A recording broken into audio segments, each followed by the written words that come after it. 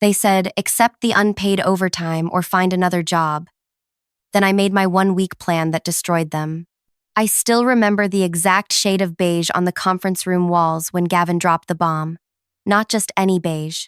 The kind of institutional beige that's designed to make you forget you're alive. That's where I was sitting when he told us we'd all be working an extra 15 hours a week. Unpaid. Non-negotiable. The Clark account needs all hands on deck, he said, not even looking up from his tablet. Everyone's working 55-hour weeks until the project launches. Same salary. Consider it an investment in your future with the company. I watched my coworkers' faces. Devin staring at his hands. Marissa's jaw clenched so tight I could almost hear her teeth cracking. Tina looking like she might cry. And Nico, poor Nico, who'd just become a single dad after his wife walked out, he looked physically ill. And something in me just snapped. Not outwardly. No, outwardly I was perfectly calm. I sat there, spine straight, face neutral, the way my grandmother taught me. The way I'd been sitting in rooms with men like Gavin my entire professional life. But inside, something finally broke for good. Hey, before I get too deep into this, please like and subscribe if you want more stories about corporate America messing with the wrong woman. Trust me, this one's worth sticking around for. So there I was, 38 years old, senior data analyst at Helix Financial Solutions, about to either lose my mind or change my life. I'd been at Helix for almost 4 years longer than most people lasted under Gavin Marks, our department head and genuine sociopath in Brooks Brothers. These are the expectations moving forward, he continued. We've provided dinner allowances for those evenings. He gestured to Janice from HR, who started passing out some pathetic-looking vouchers for the sad deli in our building's basement. 15 hours a week. That's 45 extra hours in my mom's home care that I'd have to cover out of pocket because I wouldn't be there. That's 3 hours of physical therapy for my shoulder that I'd miss. That's my entire life, disappearing into Gavin's precious Clark account. I raised my hand like I was back in elementary school. Gavin barely acknowledged me with a flick of his eyes. Audrey, he said, not bothering to hide his annoyance. Question. I understand the proposal, I said, my voice steadier than I felt. I'd like to request 7 days to adjust my schedule accordingly. He looked surprised. He expected pushback. Tears maybe, not reasonable accommodation requests. Fine, we start the new hours next Monday. Anything else? There was plenty else. Like the fact that what he was proposing was almost certainly illegal. Like the fact that I knew at least 3 other teams had been through this exact scenario in the past 2 years. Like the fact that my mother's progressive MS meant I was her primary caregiver, and these hours would destroy both our lives. But I just said, no, that's all. Thank you for the clarity. The meeting ended. People shuffled out, hollow-eyed. I stayed seated, gathering my notebook and pen with deliberate slowness. Gavin lingered too. Audrey, he said once we were alone, I'm glad you're being sensible about this. Some of your colleagues. He made a dismissive gesture. They don't understand what it takes to succeed here. I looked up at him. Gavin was 45, divorced twice, with the kind of carefully maintained physique that screamed, I have something to prove. He'd been brought in to optimize our department 3 years ago. Optimize, meaning squeeze more work from fewer people for less money. I understand perfectly, I said. And I did. I understood that Gavin saw us as resources to be depleted. I understood that I was supposed to be grateful for the opportunity to work myself to exhaustion. I understood that my mother's care, my health, my basic human dignity meant absolutely nothing compared to the Clark account. I'm Audrey Chen, by the way, half Chinese, half Puerto Rican, all exhausted. Child of immigrants who worked themselves to death for the American dream, only for my dad to die of a heart attack at 52 and my mom to develop MS at 60. Been working since I was 14 years old. Never missed a deadline. Never called in sick when I wasn't. Never asked for special treatment. And I was done being a good girl. That night, I sat in my mother's kitchen after getting her settled for the night. The house I grew up in. The house I moved back to 3 years ago when Mom's condition worsened. I'd been managing okay working full-time while coordinating her care, using my lunch breaks to call doctors, staying up late to finish projects so I could take her to appointments during the day. It was exhausting, but it was working. Until now, I opened my laptop and started a document. At the top, I typed the 7-day plan. Let me be clear. I'm not a vengeful person by nature. I don't hold grudges. I don't plot against people. That's not who I was raised to be. But sometimes, the universe hands you a moment of perfect clarity. A moment when you realize that playing by the rules has cost you everything. While people like Gavin Westfield sail through life breaking every rule that inconveniences them. Day 1. Reconnaissance. I went to work as usual, but with new eyes. I started carefully documenting everything. When people arrived, when they left, who looked tired, who looked afraid. I connected with Olivia in accounting we'd bonded months ago over being the only women over 35 who weren't administrative staff. I asked casual questions about overtime policies, about how payroll was coded for salaried employees. Why do you ask? She said, eyebrow raised. Just trying to understand the system better, I replied. She gave me a knowing look. The system isn't designed to be understood by people like us, Audrey. That night, I did something I'd never done before. I went through all my old emails, flagging every instance where Gavin or other managers had mentioned extra hours, weekend work, or going the extra mile. I found 67 such emails from the past year alone. Day 2. I expanded my search. I remembered that Helix had an internal wiki where HR policies were stored. I'd never looked at it before. Who has time? But now I combed through every page. And there it was, in black and white. Helix Financial Solutions compensates overtime for salaried employees in accordance with federal labor laws. Which was a lie. A documented, company-wide lie. I also discovered something else. The company's internal messaging system kept archives of all chats, and Gavin was notorious for using chat instead of email for his most questionable directives. I found a way to search those archives. It was like opening Pandora's box. Need the team to push through this weekend. Don't log the hours officially. We'll recognize the effort at year-end reviews. Tell Santiago he needs to cancel his vacation. The Anderson project is priority. If he pushes back, remind him we're evaluating for promotions next month. Chen's mother issues are becoming a problem. Find a way to reduce her accommodation requests while keeping us legally covered. My mother issues. My mother's degenerative neurological condition was an issue that inconvenienced him. I printed everything. I saved everything. I began building my case. Day 3. I reached out to former colleagues who'd left abruptly. Casual coffee catch-ups. How's life post-Helix? 5 meetings, 5 similar stories. Marla.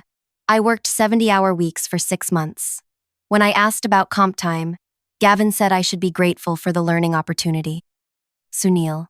They denied my FMLA leave when my father was dying. Said my role was too critical. I quit the day after his funeral. Javier. Gavin told me point blank that my accent was limiting my potential and suggested English lessons. On my own time, of course. Each conversation made me angrier, but also more certain. Day 4. I contacted an employment attorney. Her name was Eleanor Park, and she didn't smile when I sat down in her office. I don't have much money, I said up front. Tell me your story first, she replied. Then we'll talk about money. I laid it all out. The unpaid overtime, the systematic pattern, the documented evidence. When I finished, Eleanor leaned forward.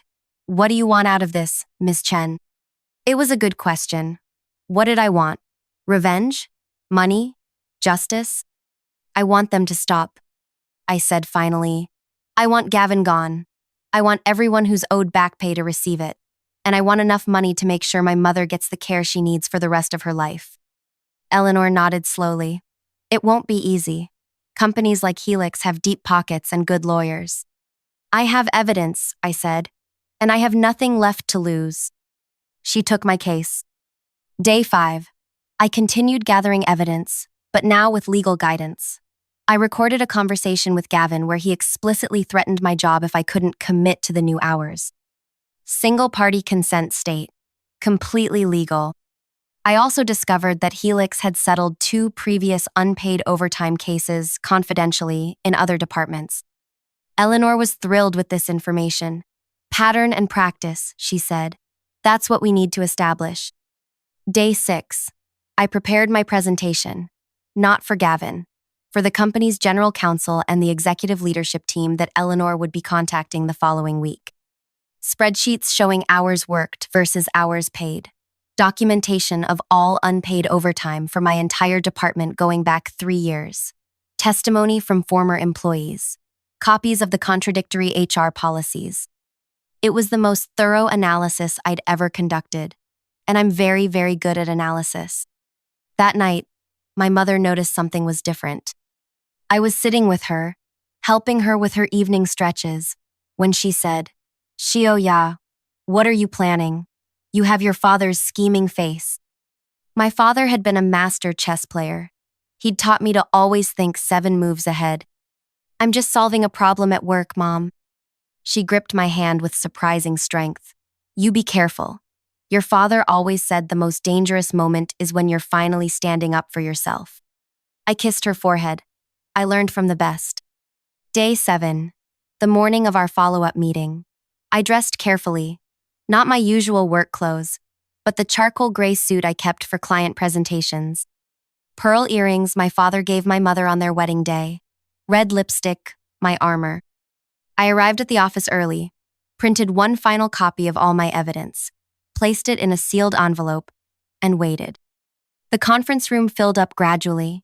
Same beige walls, same colleagues with dark circles under their eyes. Gavin strode in last, not bothering to apologize for his lateness. "All right, people. Today we implement the new schedule. I expect everyone to stay until at least 7 p.m. tonight to get started on the Clark deliverables." He looked around the room, daring anyone to object. "Any questions before we begin?" I raised my hand. Gavin sighed theatrically. "Yes, Audrey?" "Actually," I said, standing up slowly, "I do have a question. Did you know that requiring unpaid overtime from salaried non-exempt employees violates the Fair Labor Standards Act?" The room went completely silent. Gavin's face flushed. "I don't know what you think you're—" "And did you know," I continued, my voice stronger with each word, "that doing so as a systematic practice constitutes wage theft? Or that Helix's own policies explicitly contradict this practice?" "Audrey, this is completely inappropriate. If you have concerns about your workload, we can discuss that privately." I smiled at him. Not a nice smile. "Oh, I've documented my concerns very thoroughly. In fact, I've documented everyone's concerns for the past 3 years." The look on his face, confusion shifting to understanding, shifting to fear. "I'll treasure that until the day I die." "What exactly are you saying?" he demanded, his voice dropping to a dangerous register. "I'm saying I have a choice to make," I replied, picking up my bag. "I can either accept your proposal for unpaid labor, or I can walk into the meeting I've scheduled with Helix's general counsel in exactly 15 minutes. My lawyer is already waiting in the lobby." I don't think I'll ever forget the faces in that room. Devin's mouth literally hanging open, Marissa looking at me like I'd grown a second head, and Gavin watching his face cycle through disbelief, rage, and then that beautiful moment of dawning terror when he realized I wasn't bluffing. "You're making a very serious mistake," he said, voice suddenly quiet. "No," I replied, gathering my things. "I'm correcting yours." I walked out of that conference room with my heart hammering so hard I thought it might crack my ribs. I'd never stood up to anyone like that in my life. I'd been raised to keep my head down, to work twice as hard for half the recognition, to be grateful for whatever scraps fell from the table. My mother's voice in my head, "Just be happy they hired you at all, Shio-ya. Many places wouldn't." But another voice too, my father's. "Chess isn't about one move, Mija, it's about the whole board." Eleanor was waiting in the lobby as promised, elegant in a navy suit, her silver hair cut in a sharp bob. I'd emailed her everything the night before. She'd called me at midnight after reviewing it all. "This is stronger than I initially thought," she'd said. "Are you absolutely certain you want to proceed? There's no going back." I'm certain, I'd told her.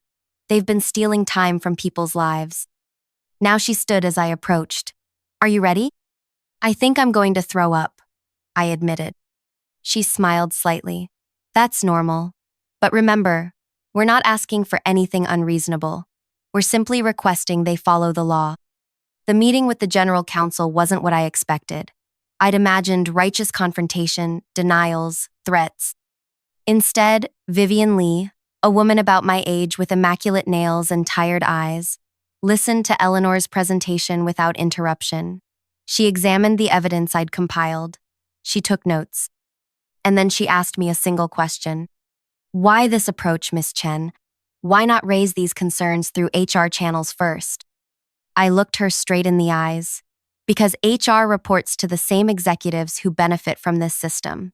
Because 2 previous complaints were settled quietly with NDAs. Because I've watched good people break themselves trying to meet impossible demands while being told they should be grateful for the opportunity. She held my gaze for a long moment, then nodded once. I'll need time to review this thoroughly. We'll be in touch within 48 hours. Eleanor seemed pleased as we left. That went better than expected. Vivian's reputation is solid. She won't bury this. I wasn't so sure. The adrenaline was wearing off, leaving me shaky and nauseous. What happens now? Now you go home, you wait, and you prepare for either a reasonable settlement offer or a protracted legal battle. I went home, but I couldn't rest. I paced around my mother's kitchen, jumping every time my phone buzzed. Mom watched me with concerned eyes but didn't ask questions. She'd spent 30 years married to my father. She understood that some battles needed to be fought in silence. I didn't go to work the next day, or the day after. I called in sick, which wasn't a lie. The stress had me throwing up every few hours. I'd risked everything. My job, my reputation, my ability to care for my mother on this one calculated move. On the morning of the 3rd day, Eleanor called. They want to meet. Today. With you, me, Vivian Lee, and the CEO. The CEO, Julian Winters himself. The man whose face was on the company website, whose compensation package had been featured in Business Insider last year. $15 million annually to run a company that wouldn't pay its analysts for extra hours worked. What does that mean? I asked. It means they're taking this very seriously. Be here at 1 p.m. Wear something professional but not flashy. I chose a simple black dress, professional enough for a meeting with a CEO, somber enough for the funeral of my career. Because let's be honest, no matter how this ended, I was never working in financial services again.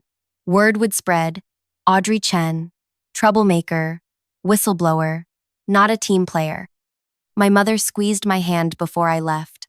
Whatever happens, she said in Mandarin, I am proud of you for standing up. The meeting took place in a conference room I'd never been in before, on the executive floor. The table was real wood, not laminate. The chairs had proper lumbar support. The view was of the river, not the parking garage. Julian Winters didn't look like his website photo. He was older, grayer, with deep lines between his eyebrows. Vivian Lee sat beside him, along with a man who wasn't introduced but had outside counsel written all over his expensive suit. Eleanor and I sat across from them. I folded my hands in my lap to hide their trembling. Miss Chen, Julian began without preamble, I've reviewed your materials and consulted with our legal team. The evidence you've presented is concerning. I said nothing. Eleanor had coached me. Let them talk first. Don't volunteer information. Don't get emotional. If your allegations are substantiated, he continued, they represent a significant departure from Helix's values and policies. I almost laughed. Values? The only value Helix cared about was on the quarterly earnings report. We take labor compliance very seriously, Vivian added. So seriously that this has been happening for at least 3 years under your watch? The words escaped before I could stop them. Eleanor touched my arm lightly, a warning. Julian's expression tightened. Miss Chen, I understand you're upset, but I'm trying to address the situation constructively. With all due respect, Mr. Winters, this isn't a situation. This is systematic wage theft affecting dozens of employees. This is a department head explicitly threatening people's jobs if they don't work unpaid overtime. This is your company creating a culture where people have to choose between their livelihoods and their basic rights. The room went silent. I hadn't raised my voice, but I might as well have been shouting. Finally, Julian nodded. You're right, and that's why I'd like to propose a resolution. What followed was surreal. Julian outlined a comprehensive settlement proposal. Gavin would be placed on administrative leave pending an investigation. An independent auditor would review all overtime practices across the company. Any affected employees would receive back pay for documented overtime, plus interest. And I would be offered a new position, compliance analyst, in the general counsel's office with a significant salary increase. Additionally, Julian said, we're prepared to offer you personally a settlement of $500,000 in recognition of the discomfort this situation has caused. $500,000. Enough to pay for my mother's care for years. Enough to make up for the career I'd likely torpedoed. What's the catch? I asked. Standard confidentiality agreement. You couldn't discuss the specific terms of the settlement. But I could still participate in the investigation? Still help identify other affected employees? Julian glanced at Vivian, who nodded. Yes, we want this resolved properly. And Gavin, what happens to him? That depends on the investigation findings, Vivian said carefully. But based on what you've provided, I think it's unlikely he'll return to his current role. I looked at Eleanor, who gave me a small nod. This was a good offer, better than we expected. I need to think about it, I said. Of course, Julian replied. Take the weekend. We'll reconvene on Monday. As we left the building, Eleanor was practically giddy. This is an excellent outcome, Audrey. They're scared. They know you could take this public file with the Department of Labor, trigger a company-wide audit. Why are they being so reasonable? I asked, still suspicious. Because you did your homework. Because your documentation is impeccable. And because Julian Winters is smart enough to know that the cost of fighting this, both financially and reputationally far, exceeds the cost of making it right. I spent the weekend in a daze, explaining everything to my mother, who listened with wide eyes and then hugged me fiercely. Your father would be so proud, she whispered. He always said you were the smartest one in the family. On Monday, I accepted their offer, with one modification. I wanted to be part of the team redesigning the overtime policies. I wanted to make sure this couldn't happen again, even after I was gone. And yes, I knew I wouldn't stay at Helix forever. No matter what title they gave me, I'd always be the woman who brought receipts. But I could use my time there to fix what was broken, to make things a little fairer for the people who came after me. Gavin was fired 3 weeks later. The independent audit found that his department wasn't the only one with unpaid overtime issues. All in all, Helix paid out nearly $7 million in back pay to current and former employees. They instituted a new time tracking system for all salaried staff. They revised their policies. And me? I used part of my settlement to hire full-time help for my mother. I took an actual vacation for the first time in years. I started sleeping through the night again. The new job was different, better hours, more respect, but also isolating. Some people avoided me, afraid I was taking notes on their behavior too. Others treated me like some kind of workplace folk hero, which was just as uncomfortable. 6 months later, I left Helix. The settlement had no non-compete clause, so I took a position with the State Labor Department, investigating wage theft complaints. The pay was less, but the work mattered more. Gavin? Last I heard, he was working for a startup in Austin. I almost feel sorry for his new employees. Almost. Sometimes I think about that conference room, about how my entire life changed because I decided to stop accepting the unacceptable. About how many people spend their entire careers swallowing their rage, dimming their light, giving away their time because they've been convinced they have no choice. You do have a choice. It might be hard, it might be terrifying, but it's there. My name is Audrey Chen, and I refuse to work unpaid overtime. It cost me my comfort zone, my professional reputation in some circles, and nearly gave me an ulcer from stress. But it gave me back something I didn't even realize I'd lost: my voice. If you're watching this and something in your gut is saying, that's happening to me too, listen to that voice. Document everything. Know your rights. Find allies. And remember that the most powerful chess move isn't always the most obvious one. If this story resonated with you, please like and subscribe. Share it with someone who needs to hear it. And let me know in the comments if you've ever had to stand up against workplace exploitation. I read every comment, and I'm building a community of people who refuse to be taken advantage of.